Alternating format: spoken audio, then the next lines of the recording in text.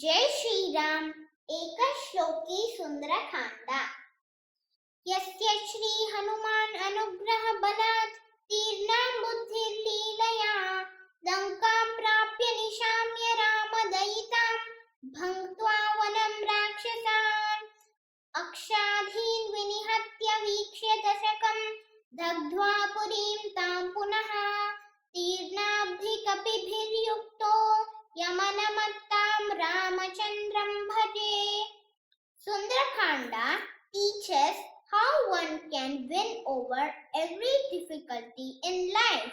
Reciting Sundarakanda removes all the negativity and keeps one's life filled with happiness and goodness. Hanuman was fondly called Sundara, meaning a charming one, by his mother Anjana, and so sage Valmiki named this Kanda as Sundarakanda. Let's start. A monkey at Lanka. Hanuman landed on the shores of Lanka. It was evening and the city was preparing for the night. To avoid being caught, he became as tiny as a cat and entered the city gates.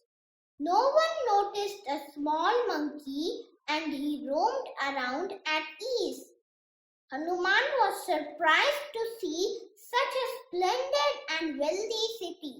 The streets of Lanka were wide and almost all the houses were palatial.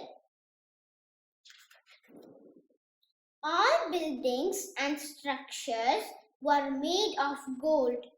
Bright lights shone in all the streets and houses, and there was no darkness everywhere.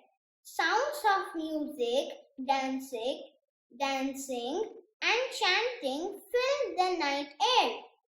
The citizens were all powerful and healthy, and they roamed about the streets happy and gay.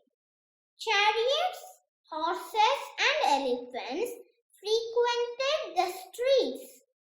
Marveling at all the wonderful buildings, Hanuman finally saw one building which was much larger and more ornamental than the rest.